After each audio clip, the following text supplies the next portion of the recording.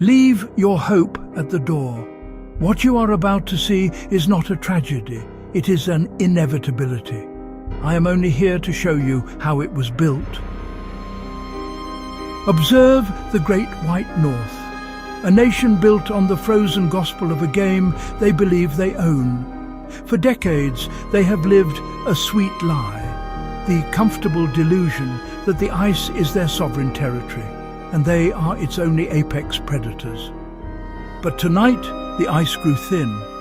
The predator didn't just lose, it fell. And as it lies there, gasping in the cold, it does the only thing a prideful beast can do when its world collapses. It begins to weep. Listen closely. That sound is the shattering of an identity. They look for excuses in the stripes. Observe them now, pointing trembling fingers at the referees, crying into the void that the officials weren't from the north. How quaint. They fail to see the larger architecture at play. In the New World Order, neutrality is a fairy tale.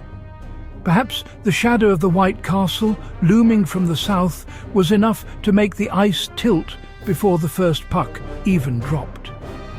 When the machine has a new master, the very molecules in the arena change.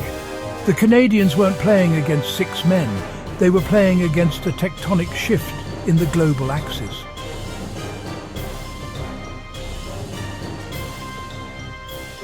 We were the better team, they whisper into their cups, seeking refuge in the salt of their own defeat. Observe their icon, their greatest hope, the one they call McJesus. They treated him like a savior, but tonight his miracles ran dry. Twice in the desperate silence of overtime, he chose the path of hubris. He tried to dance through the shadows alone, forgetting that even a god is easily cornered by a cold, clinical system. He didn't lose to bad luck. He lost to his own ego. And then the final plea. Without that goalie, they wouldn't have won. A fascinating delusion. A goalie is not a shield. He is the teeth of the machine. If your superior offense cannot find a crack in the armor, you weren't the better side. You were just the louder one. You brought poetry to a knife fight. Canada lost because they believed their own myths. And from the high, silent ramparts of the White Castle, the world's greatest predator just watched the inevitable happen. Good night, if you can sleep with the sound of the North weeping.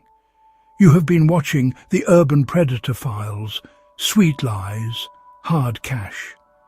By the way, the better team. Delusion is a powerful drug, Nathan, but the scoreboard is a sober judge. The USA was the better side. Period.